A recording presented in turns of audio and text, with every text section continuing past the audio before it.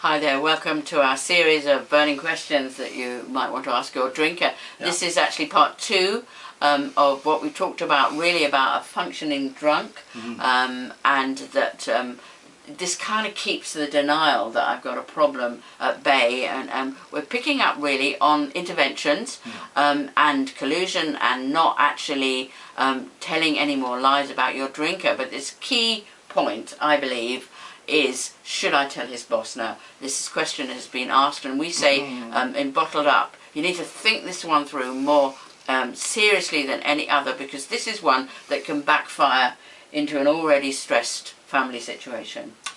Yeah, I think a rule of thumb is no, don't collude with the drinker, don't collude with the denial, and certainly don't collude with the, you know, this fallacy that there isn't a problem there. You know, that's the rule of thumb. Yeah. However, we also need to be practical and pragmatic here. I mean, and one of the things that we talk about in Bottled Up is if this is the only wage that you've got coming in, if this is the only income, if this is what's feeding the family and keeping a roof over their heads, is it a good idea to drop the drinker in it then? You know, because if that means that they're going to lose their job, then probably you are shooting yourself in the foot here, because you're putting your family at at risk through him losing his job and not having any money coming in, and that doesn't seem very sensible to me. I know that a lot of the books say, oh no, don't phone the boss, don't, you know, as I say, think about it.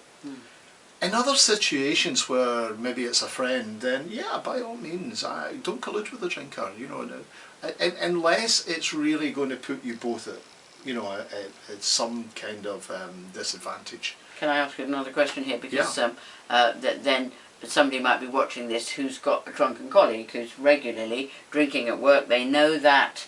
This is a bit of a tricky one. Do you dob your partner in, as a kind of an English phrase, but you know, what would you say to that? I think it's very difficult, and I've actually been in that position, and it's a really difficult one. I've been in it as a drinker, and I've been in it in a sober position. One of the things that I would say is that maybe you need to tell the drinkers themselves, rather than go, he's got a drink. Say to them, you know, I think you've got a drink problem, and you're putting me in a difficult position here. It really, a lot depends on where it is you work and what kind of, you know, environment you're working in. Obviously, if you're working in somewhere where there's heavy machinery, or there's, you know, they are putting you in danger, maybe they're drivers, or, you know, then you really have a responsibility to your other workers and to passengers, etc. You know, so you need to make sure that legally you, you know, that you are actually doing the right thing. If you are sort of pushing paper clips around, you know, and I'm not being derogatory when I say that, you know, if you're working in an office environment, then there isn't the same safety element. However, there's also you know, there's an element of morale. You know, if somebody's making mistakes all the time and you're picking up after them. But again, as I say, approach them first. Give them an opportunity to do something about it before you actually approach the boss. But you may have to. You may have to approach the boss. It may be better maybe to do it anonymously. Actually, I was talking to our daughter about this, really, in a situation that she was talking through. And I think the decision was to maybe tip off anonymously something that was going on, so that the person is alerted, but the person who did the alert is not necessarily brought into the frame. So use a bit of wisdom here. But to get back to your family and your partner, you may decide, and I think you need to really carefully think this through, and it needs to be a very, very planned strategy. You may decide that you've had enough and that you really are sick of rescuing and caretaking, but do think very, very carefully about yourself and your family first. But you may find that you've built up some funds of your own, and that you don't mind if you take it to the wall because of something that might happen that is good after it.